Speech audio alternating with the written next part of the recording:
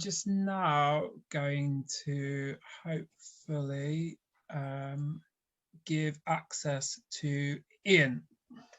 Ian, can you let us know if you're able to control the screen now? No. Yeah, I can. There you go. Okay. So, kia ora, everybody. Welcome to the Cook Islands. My name is Ian Griffiths. I'm the manager here in the UK, and I'm going to give you a little bit of insight into our lovely little paradise in the South Pacific. The greeting you're going to get every time you come to the Cooks is kia orana. It means may you live long and a happy and fulfilled life. And we all believe in the Cook Islands that if you come visit us, that your life will be happy, long and fulfilled. So you'll hear that everywhere you go.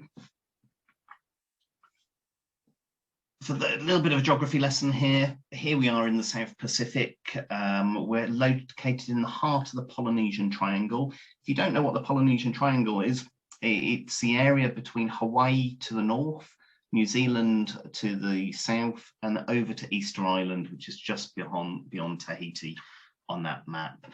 And anywhere within that destination has a similar culture, Polynesian culture, be it the Maoris of New Zealand, all the way to the Hawaiians, the Tongans, the Tahitians. And we believe we're the heart of Polynesia because we're right bang in the middle.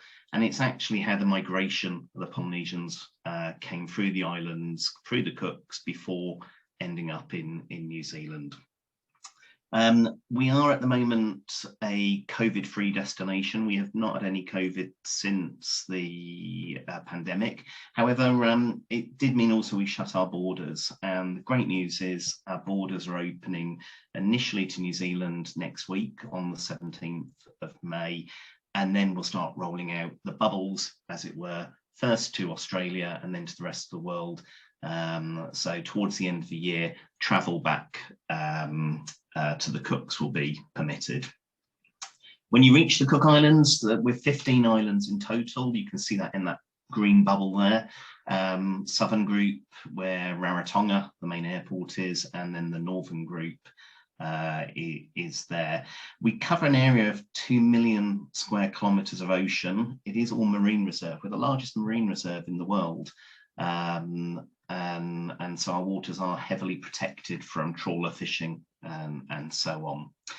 And in that whole area of ocean in the 15 islands, we only have 17,000 people living. So quite a small population, with about 10,000 on the main island of Rarotonga.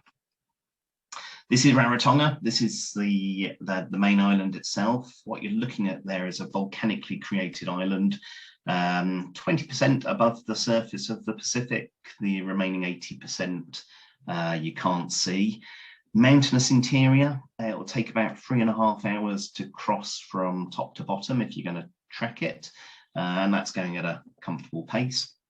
It will take you about 30 minutes to go all the way around the island if you were to drive. We only have one continuous road.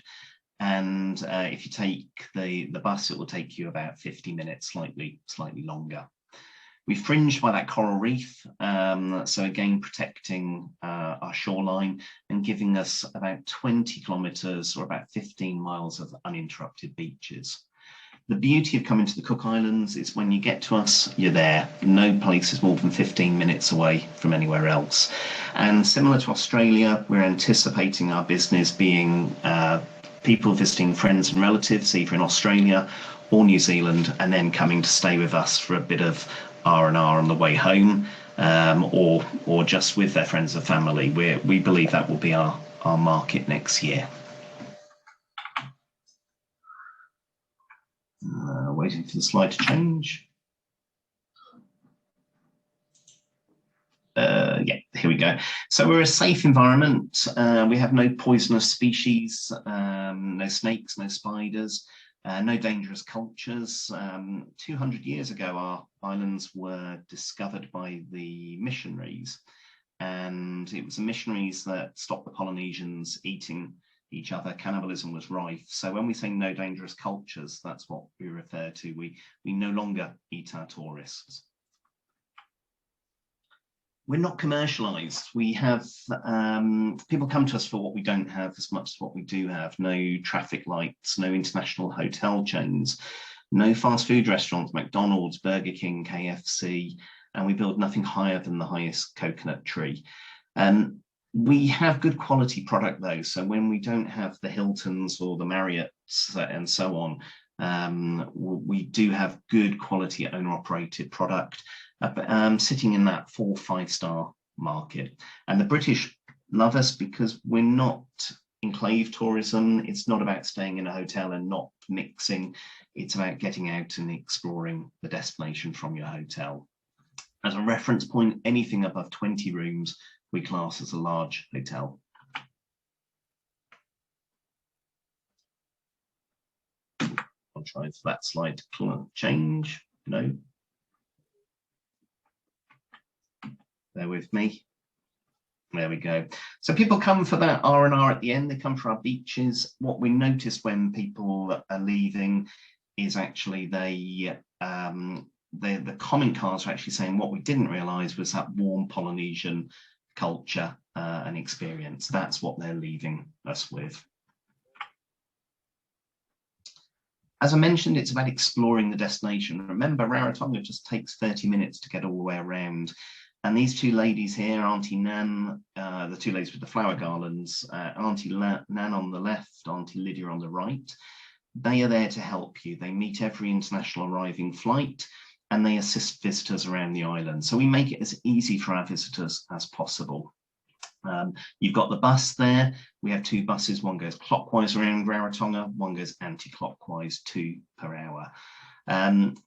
Anyone, as a reference point, if you're older than yourself in the Cook Islands, you would refer to a female as auntie, and you would refer to a male as an uncle. So we don't really use Mr. and Mrs. We're a little bit less formal than that.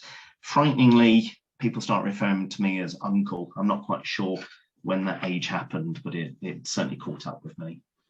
We are an island-based destination. We have that marine reserve and fantastic water-based activities, great diving, great stand-up paddleboarding, great snorkeling. We also get the whales, the humpback whales coming in from July through to around October, November, and they disappear for about 6 weeks, come back briefly, then early December with their calves. They've gone off to the Tahitian Islands to calve and come back. You don't need to do a boat ride to go and see the whales. You can just see them from the shoreline, breaching, arcing. They're there. Then going up from Rarotonga, and most British visitors are doing this, they are flying up to the island of Aitutaki, the world's most beautiful lagoon. And what you're looking at there is half island. You can see to the top of that picture. And then the fringing coral reef. It's a circumference of about 30 miles all the way around that image. So you can actually lift up Rarotonga and sit it inside that lagoon. That's how deep it is, how big it is. In terms of depth, it's about 6,000 meters on the outside of the lagoon, and it's about 6 meters on the inside of the lagoon. So, you know, if you are going to go swimming, just make sure you go in the right side of it. Tony Wheeler said it's the world's most beautiful lagoon. He was the founder of Lonely Planet, so we take that. We're happy for that statement and clearly use it. When you get up there, we have about 5 hotels on Aitutaki, because it's not about the accommodation, it's about enjoying that lagoon, that snorkeling experience. We've got giant trevally, so if you're into your deep sea, your fly fishing, we've got some of the best fly fishing in the world. People come all over the world, from all over the world to visit us. Temperature-wise, all year round, we're a tropical island. We're a little bit further south than our neighbours in Tahiti, our neighbours in Fiji. So our temperatures are a little bit cooler. Average temperature is 27 degrees Celsius. Certainly in the winter months when the British are travelling, so it's pretty comfortable. The beauty of being a little bit further south is we don't get cyclones. By the time they've reached our northern group, they'll burn off before they get anywhere near Rarotonga or Aitutaki. We do get rain. It's a tropical island. Expect short, sharp bursts of rain in the morning, late evening. In a week's day, you will see rain. That's how we remain lush and green. And then in terms of entry requirements, at the moment, our borders are open, or will be open next week. You will currently need to have been in New Zealand for 14 days to enter the Cook. So obviously, if you can't get to New Zealand, you can't currently reach us. But like I say, we are opening on that roadmap to opening up along with the New Zealand authorities. We just want 6 months on your passport validity. You get your visa on arrival and a copy of your return ticket. We love our visitors, but we just do want them to leave, you know, after that 31 days. And accommodation is compulsory that you've booked it in advance of coming to stay. At the moment, with the restrictions, we're not asking for any PCR tests, but yeah, I just had a question. Yes, you need to stay 14 days currently in New Zealand with the COVID restrictions in place, which is normal visitor would have done a tour of New Zealand first and then come up to see us. So we're not too concerned about that, but it may change when we open our borders to the rest of the world. So at the moment, no PCR testing is required to enter the Cooks, but we may do random testing on arrival. That all will happen as of next week. So I'm going to end there. Me taki mata, which means thank you very much. I'm looking down to check I've covered all the questions I'm going to ask you later. Yes, I have. If you get a chance, look at cookislands.travel. It's a great interactive website. It is a consumer-based website, but we have 360-degree tours to have a look at. Also follow us on Facebook.